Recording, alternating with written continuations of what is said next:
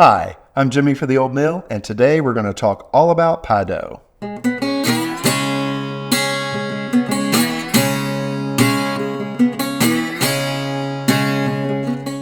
Everything I'm going to talk about today you'll find in our new cookbook, Cakes and Pies, and I'm going to make it really simple and easy because I'm going to use a food processor today, and you'll see it's so fast and so foolproof. I've already gotten started with 1 1/4 cups of our plain unbleached flour, which is really important. You want to use plain flour, not self-rising, and this is a wonderful unbleached flour we've got. And I've already got a 1/4 teaspoon of salt in there. So now I'm going to add my butter. The butter has been chilled, so whatever fat you're going to use, whether it's butter, shortening, or lard, if you're really old school, the lard. But I'm going to add this in here. This has been chilled in the fridge and cubed up, and I'm just going to go ahead and put this in, and then I'm going to give it a few pulses to coat all that butter with the flour, get the two kind of combined. I want a crumbly mixture. So a little bit like a really coarse cornmeal. So let me get all this in here. And this is 1 stick of butter that I'm using. So I'm going to turn that on, close this so we don't have flour flying all over the kitchen. And I'm going to give this just a few pulses. And you can see that's pretty quick. And it's just a little bit crumbly in there. And that's exactly what you're going to look for.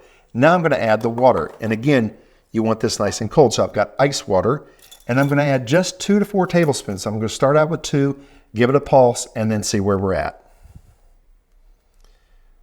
So 1 and 2, right in there. Close that up, give it a pulse.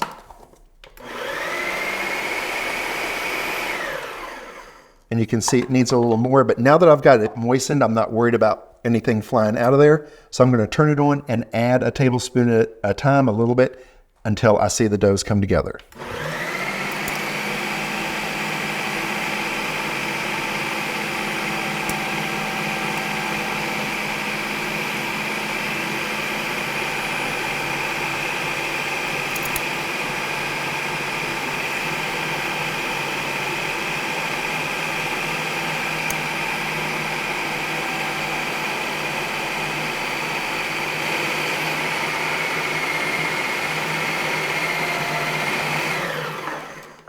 Okay, so that's finished my pulse.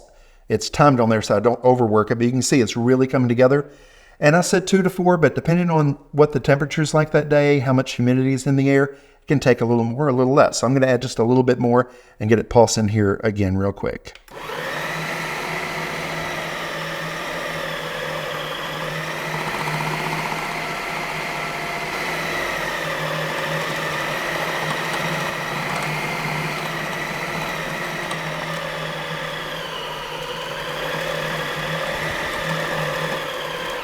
Okay, and you see right there how it pulled together all at once? And that is it, we're done. So that is a really simple pie crust, doesn't take long at all, and it is pretty much foolproof. Now, when you remove it from here, you want to wrap it up and you want to chill it for at least 30 minutes, even overnight if you want to prepare this the night before and make your pie the next day. So I'm just going to move this off out of the way because now we're going to need to work on what I've already prepared. So I've got one that's already been chilled, wrapped up and ready to go. So I'm going to clear some of this stuff out of the way. And I'm going to prep my surface. Now I want to just flour everything really well. So I'm going to get some flour out here so my dough doesn't stick to the counter. And I want to flour my rolling pin because I don't want any dough to stick to the rolling pin. So flour that good. All right there. Scatter that around. And then just unwrap your dough. And it's going to be stiff when it first comes out of the fridge, but it'll loosen up pretty quickly. You don't want it too soft because then it'll be harder to handle. So I'm going to press that out just a little bit. You can see I can work that dough already. I'm going to flour the top just lightly. And now I'm going to start to roll from the center and work my way out. And I'm going to keep turning my dough as I do that because I don't want it to stick anywhere. And as you press it out, it's going to expand that dough, and so some of the surface is going to get pushed on beyond the flour that's under it. And if you just keep turning it and work from the middle out, you'll see it's going to flatten out and get bigger and bigger. And you want to go to about 1/4 inch or so, depending on the pie that you're making.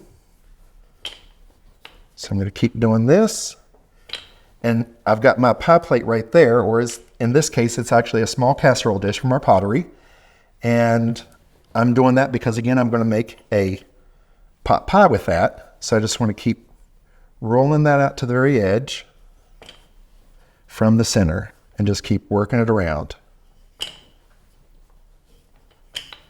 Now I could use the handles here, but I'm used to handle it right in the middle. So whatever rolling pin you've got that you like, you'll know how you want to use it.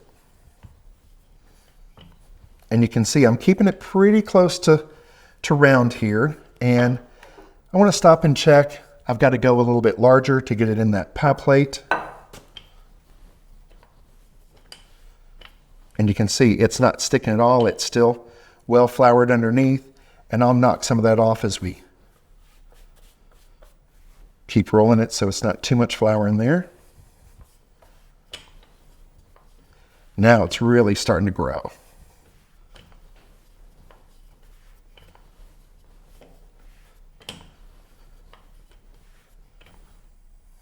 And the one thing I really like about this is you can make it a really pretty pie, or you can make it a really rustic pie, whatever you're going for whatever you're making.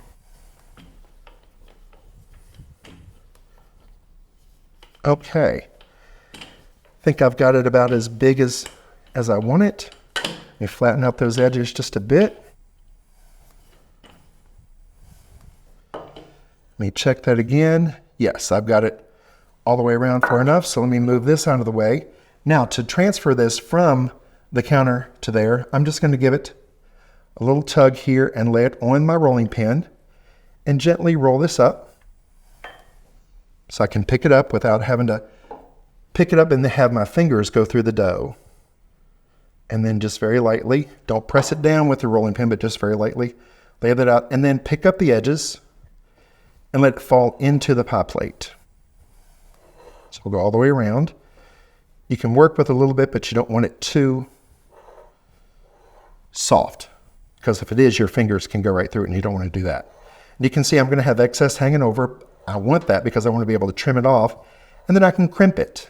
And crimping is going to be really important in any kind of pie that you're going to make, whether it's a single crust or a double crust, because it's going to hold your pie dough, your crust, together where it needs to be and not shrink and go down into the pie plate. So that's really important.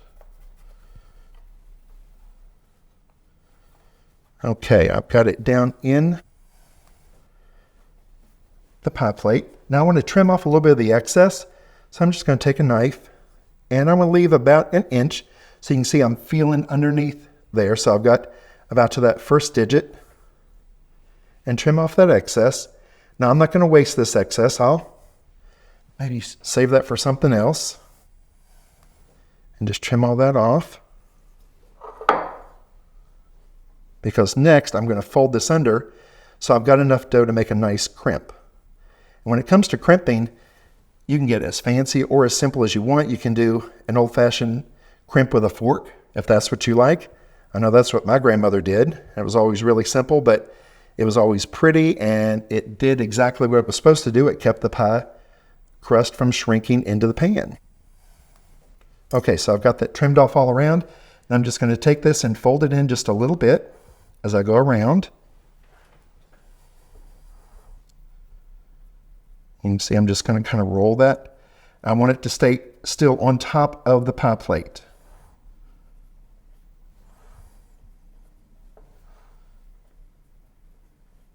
And don't worry about if you've got a little too much here, a little less there. It's all going to work out. Okay, so I've got all that rolled under. Now I'm going to do a simple crimp, and I'm going to use my fingers. So I'm going to have 1 on the outside, 2 on the inside, and I'm going to do a push in from both sides and make a simple crimp. And I'm just going to keep going around, all the way around my pie.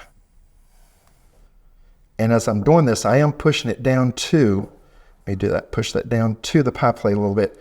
So again, it's going to help hold that to the pie plate so it doesn't shrink down in there. So you'll do that all the way around. And if you're going to add a second pie crust to the top of this, you're going to crimp it once you get the two together. So you just want to wait and do that at the very end. And you'll come along and that'll help seal the top to the bottom and also again seal it to the pie plate. So I'm going to continue just putting this crimp all the way around. I hope these tips were helpful to you folks, and thank you so much for watching.